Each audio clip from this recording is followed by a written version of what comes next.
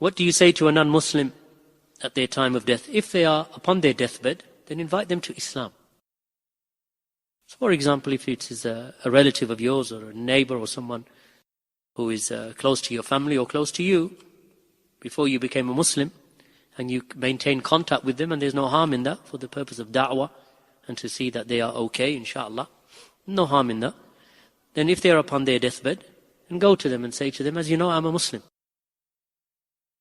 And the only path to paradise is to submit to the sole Lord who created you and created me. He created mankind, and He created the heavens, and He created the earth. The one who gave us life and the one who is going to give each one of us death. Will you worship and will you acknowledge that one Lord? Who's going to say no to that? They'll say yes. He is the Lord of all of the prophets and all of the messengers. He is the one who revealed the books from the heavens. And those books, they are the speech of our Lord. Who's going to deny that? Believe in the hellfire and believe in paradise. They're not going to deny that. Say we believe in the first of the prophets to the last of the prophets. The first prophet, Adam alayhi salam. The last prophet, Muhammad sallallahu alayhi wasallam. Testify to that. And for you it is paradise. Testify to that sincerely, and for you is paradise. Don't pass from this world up until you have become a Muslim. Submitted to the will of the Lord and Creator, Allah. Submit to Him with Tawheed. Acknowledge that He is the sole one worthy of worship, and testify to that. And testify that Muhammad was the finality and the seal of all of the prophets and messengers. Tell them. Because I fear that if you die in this state, you will not be forgiven. And you will not find paradise. And you will find nothing except the punishment of the one who created you, Allah. And you will find nothing but anger from Him upon you because you did not submit to Him. Submit to Him now upon your deathbed. You may only have a day to live, and you've lived 70 years. That one day or that 1 hour that you live longer upon Islam will expiate and hide and cover all of the sins of those 70 years just by saying this one word. Will you repeat that word after me? I want to think about it. Okay, no problem. Come back again and say it to them again. Then come back again and say it to them again. Remind them. After their deaths, then there's nothing to be done for the deceased. After their deaths, there is nothing to be done for the dead non-Muslim. If you are the only relative alive, then the only duty upon you is to put them in the earth. So you make sure that a hole is dug for them in a graveyard of the non-Muslims, and they are placed inside of it and cover it, and nothing else. No dua, no supplication, no invocation, no seeking of forgiveness, nothing. Just ask Allah to keep you steadfast and not to make your end like His end. Right?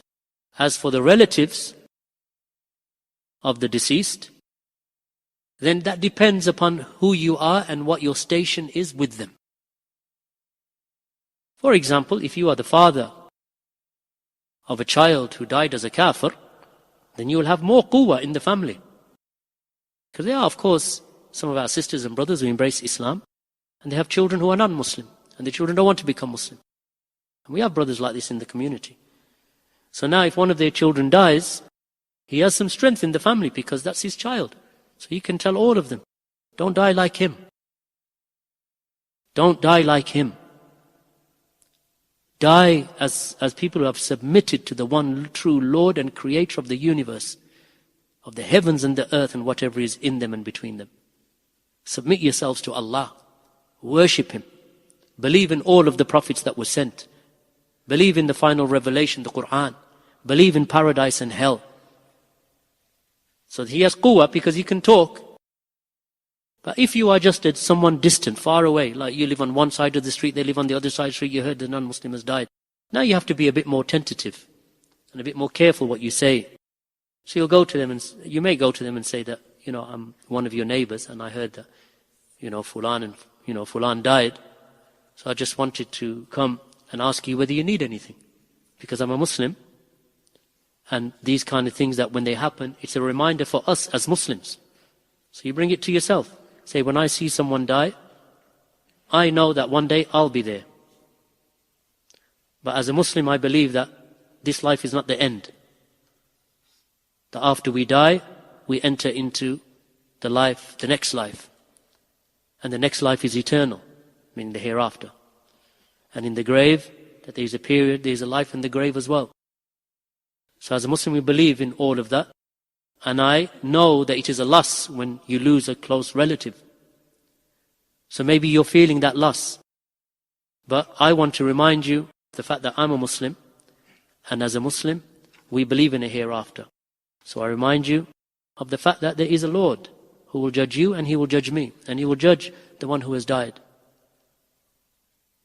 So, then you go through the whole procedure, again like I mentioned with regard to the previous one.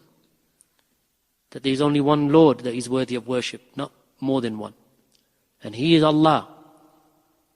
And He is Al-Ilah, the only God that is deserving of our worship. He is the one who gave us life, and He will give us death. He is the one who provides for us. How often have you thanked Him?